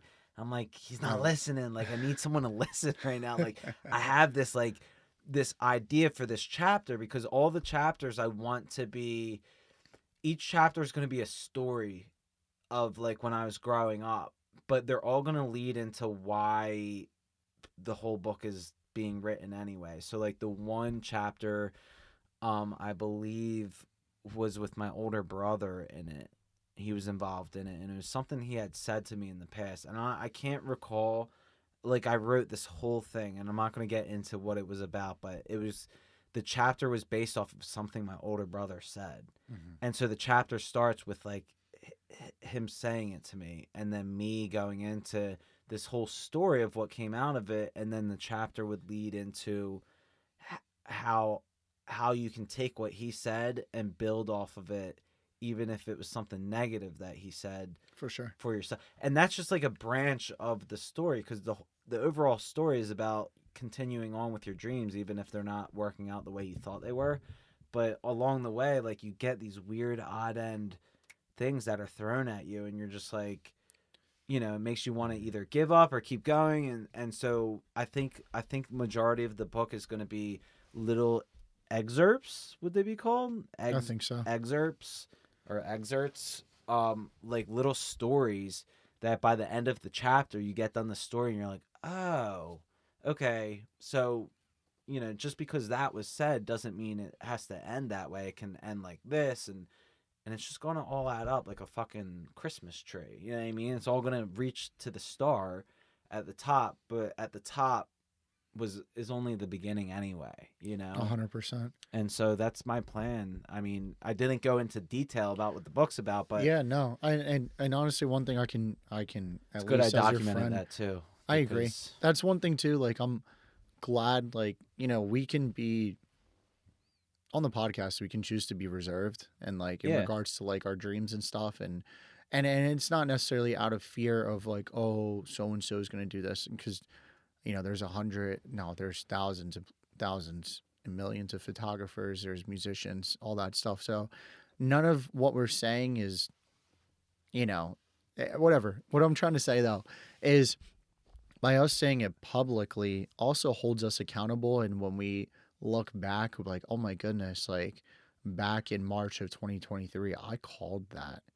Like that's the stuff that I'm super excited for. Yeah. So the things that like I want to accomplish, the things the things I'm going to accomplish, I'm gonna be like, holy crap! Like I said it back then. There's a timestamp. There's like a moment in history that is documented where I'm like, my dreams, my accolades, my wishes, my desires for the public, whatever actually came to fruition. Like some powerful shit in doing that. You know what I mean? But I'm super excited. One thing I'm gonna say: don't rush your book. I'm planning on not doing it rushing either. I want to get it started. I want to do it. And what I hope is, don't rush it, but don't also hold yourself back from not doing it. What's cool about a book is it could be a series. You know what I mean? Yeah. Like, hey, this was my very first book. Here's a culmination of this time up to this point, and stay tuned because I'm planning on writing other ones and expanding upon things. Yeah, 100%. I agree, because at first I was like, oh, I'm writing a book by next year, or no, I said by 30 I want the book to be done. Yeah. It's not going to happen. And the only reason it's not going to happen is because it's not my main focus. It is literally like, it's like we talked about, it's someone's journal, right? Yeah. So I'm almost journaling stories and when they come to mind, and so my book's gonna almost be like a collage, and then it's almost how I work almost like green lights, right? Yeah. So it's just Matthew gonna be McConaughey's book. Yeah, it's gonna be a collage of things, and then I'll find order in it at some point. But so instead of like with my music where I'm just like, oh, I have a deadline. I make a deadline for myself, like, oh, by June I want to put out an album and I want it to be around 7 to 10 songs, blah blah blah, deadline. With this, it's almost just like the deadline's open ended. Yeah, the deadline's open ended, and so is the ending of the book. Like there is no end. Like you said, like it most likely would be a series situation where it's just like, or it might be a one-off, but the ending is open-ended to where you leave it up for interpretation in your own life. Like my book is supposed to just guide you through stories, and then you end the book and you're like, well, then what happened? It's like, life kept going. That's what's going to happen. You know what I mean? The story's still unwritten. It's like fucking Natasha Bedingfield's song. The song's called Unwritten. I believe the lyrics like the book is still unwritten. I just said it, but so there's no rush in it, you know. And as for you too, like no rush, you know what I mean? Like this is something that could happen when I'm 35, 40 even. Like, oh shit, I'm finally done with the ideas that I had. Where you've had multiple decades to kind of simmer. I had time to write this book for the because the book for me it's for me to document things, but this is one moment in my life where I want to write something for other people to help them. Yeah, me too. And it's not like my music's not intended to do that, but my music always comes from a therapy point of view where I'm playing therapy with myself and getting stuff out, and then I release it to the public, and then people can relate to it if they relate to it. But in this circumstance, I want it to just be where I'm taking these stories that I had written about and that I experienced, and I'm giving them to the world to help other people specifically. So it's not the book's not going to be necessarily for me. It will be a great milestone for me. Like, it'll be a great, success for me. Like in terms of what success is. Like, wow, this is successful. Like, I wrote a book. So that's what I'll get out of it, is like an accomplishment. Like, wow, I accomplished this, and I had planned to do this. But that's it, essentially. Like you said, like the money that might come out of it or whatever, that's just aftermath. For sure. The main goal for my book would be for other people who are lost and like want to pursue something. This book's going to be for you. You know what I mean? Which there's so many of them out there. But my stories that I might tell might be a tiny bit different. And you might resonate with someone that wouldn't. Yeah, someone might be interested in it. This is going to be it's going to be solely based around my music journey. And so it will resonate with people who want to pursue music and maybe pursue photo and art and that kind of stuff. But outside of that, it's not going to be anything more than that. I'm not going to fake it, For sure. I'm not going to write a book about how I want it to be a fucking animal fucking keeper. You know what I mean? Like, it's going to be about what I have done my whole life. And so you're living in your own truth, and hopefully it'll resonate with people. Yeah, it might be a small community of people, like in the music community or in the art world, but like it is what it is. That's for them, it's for them. And if you don't fit inside the bubble of the book, then it is what it is. That's okay. It's not meant to be that way. Yeah, and that's perfectly okay. I want to briefly touch upon this point, and then if you want, we can wrap it up. But sure. You were talking about the ending, it being open-ended, and I just kind of chuckled and smiled. I'm already going to tell everyone the ending of my book, and that's 100% fine. I'm going to quote The Truman Show. If I don't see you, good morning, good afternoon, and good night. And that's it. Yeah. And that's how you close it out. Yeah. Because it's like, it's ambiguous because you don't know what will happen, but it's like, hey, I thank you. If I don't see you, good morning, good afternoon, and good night. Yeah. That's it. Yeah. And I'm good with that. And I'm perfectly, and I'm going to quote the great Truman Show, Yeah. Yeah. Because it's life, and that's something briefly I didn't talk about. I want to have fun. Yeah. Like, I want to feel joy, and like that's me being kind of cheeky and having fun, like joking. But life is beautiful. It's serious. It's full of joy. It's full of chaos. It's full of all of it. But that's how I'm gonna end the book. Yeah. Good morning, good afternoon, and good night. This serious book, and then you just cap it like that, man. Yeah, it's gonna be awesome. I mean, that's it. I gave everyone a spoiler. Yeah, I'm gonna keep that one. Yeah, that's the truth. You heard it here first, man. On Valy's Corner, which is awesome, man. Thank you for having me. Yeah, Josh. I think we had a very good talk. I think for everyone who's out there, if you resonated with this, thank you. I'm gonna link all of Josh's links down below, so you can check out all of his stuff, and of course, subscribe to the channel. Please. This is Sean Valy's channel, but this is Valy's Corner, and this is the podcast, man. We're still early in the stages of this, and I'm happy to have had such a strong conversation this early in my podcast game, and on the podcast in general. And as you know, anyway, Josh, you're a part of the family. You're a part of the Thank you. podcast. We go up together. And Yeah, that's how absolutely. that's how it is with us, and like we have a tight circle, so like we work together, we provide each other with information, we mentor each other, 100%. and we go up together with each other. So we have a very tight bond between our circle. Yes, we do. And I'm grateful for it. I'm Yeah, me grateful for too. y'all, Yeah. everyone. And thank you. Stay tuned because it's going to be fun, ladies and gents. Yeah. But cheers. And real quickly, say the Please. treatment outro. And if I don't see you, good morning, good afternoon, and good night. Thank you.